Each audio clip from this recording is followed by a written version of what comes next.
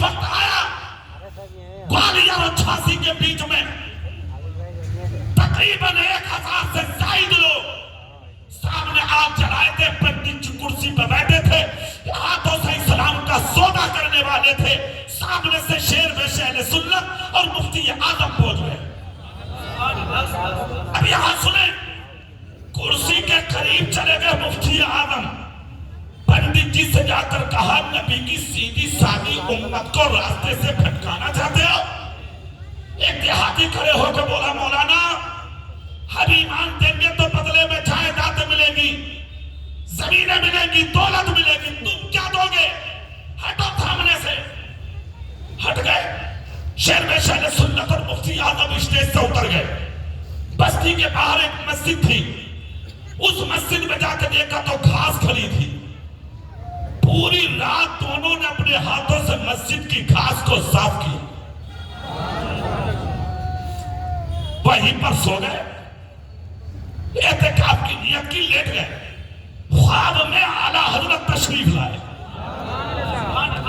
اپنے بیٹے مفتی اعظم سے کہا بیٹے کل کا منظر دیکھ کر دیہاتی کی بات سن کر مایوس ہو گئے، مایوس مت ہونا، کل کا جو سورج طلوع ہوگا وہ میرے بیٹے کی کامیابی کا ہوگا۔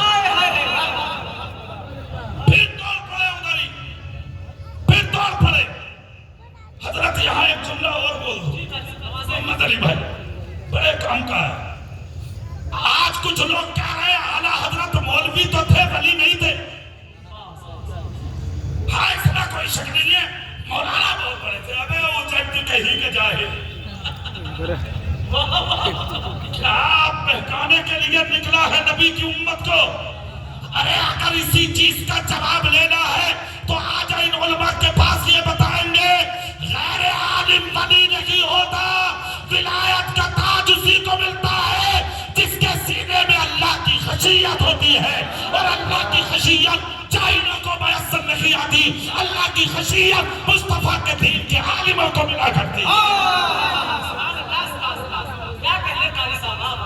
سنو، فجر کے بعد نکل گئے دونوں، پھر ہزاروں بیٹھے تھے، پھر ہزاروں بیٹھے تھے۔ سن لو، آج چلی تھی مفتی اعظم اسٹیج پہ چڑھ گئے، سبحان اللہ بول سکتے ہو؟ تم بول سکتے ہو؟ پیچھے والے ہاتھ اٹھا کے بول سکتے ہو؟ کیا ہے ماشاءاللہ۔ جا کے بولے میں نے سنا ہے، تم مانو گے نہیں؟ پنڈت جی بولے ہمیں جو کرنا وہ کرنا ہے۔ مفتی اعظم بولے مناظرہ کر لو، اور اگر مناظرہ نہیں کرتے تو مباہلہ کر لو۔ ہاں آج تو مباہلہ نہیں کر سکتا آدمی، یہاں کا سنویدھان اجازت نہیں دیتا، وہ تو صحیح ہے، مگر اس وقت یہ معاملہ تھا ہی نہیں، کہا کر لو مناظرہ یا مباہلہ۔ پنڈت جی تو سمجھ گئے، مگر وہ جو دیہاتی بیٹھا تھا وہ بولا کھڑے ہو کر مولانا یہ بتائیے مناظرہ کیا ہوتا اور مباہلہ کیا ہوتا؟ تو مفتی اعظم بولے مناظرہ تو یہ ہے، یہ سوال کرے گا میں جواب دوں گا، اگر میں جواب نہ دوں خاموش ہو جاؤں تو تم اس کے ساتھ ہو جانا، اور اگر جواب دوں تو میرے ساتھ۔ بعد میں کہا دیہاتی نے مباہلہ کیا ہوتا؟ بولے یہ آگ کس نے جلائی ہے؟ بولے پنڈت جی نے۔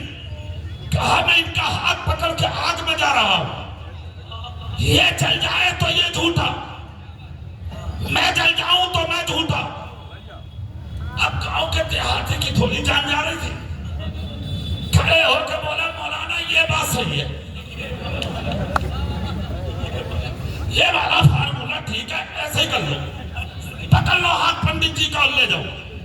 اتنا جب کہا تو پنڈت نے کرسی چھوڑی، شامیانہ اٹھایا، نکل کے ساتھ اسی کرسی پر بیٹھے مفتی اعظم اللہ کی وحدانیت اور مصطفیٰ کی رسالت پر جو خطاب کیا ہے تو 3 دن تک لگاتار کرسی پر بیٹھ کر خطاب کرتے رہے، لوگ آتے رہے اور دین سن کے سمجھ کے کلمہ پڑھ پڑھ کے جاتے رہے۔ پھر اس کے بعد آگے بڑھے، پھر 6 مہینے تک دین کی دعوت اور تبلیغ اور ارشاد فرمائی۔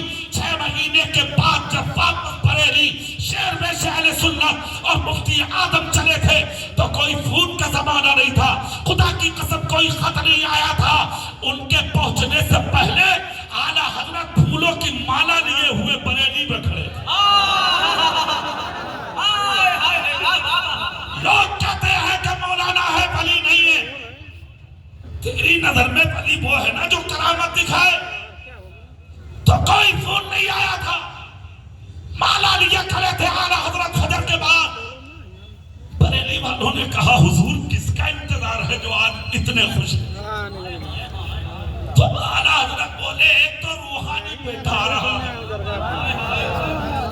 دوسرا میرا بیٹا آ رہا ہے۔ کہا حضور کس نے بتایا؟ بولے خاموش رہو، آنے والے ہیں۔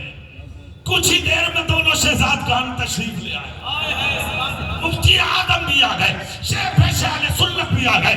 جیسے کہ دونوں آئے، پھولوں کی مالا ڈالی اور مالا ڈال کے دونوں کے سر اعلیٰ حضرت نے چوم لیے، ایک ہاتھ ایک کے سینے پر، دوسرا ہاتھ دوسرے کے سینے پر رکھ کے اعلیٰ حضرت نے فرمایا خدا کا شکر ہے جس لیے اولاد مانگی تھی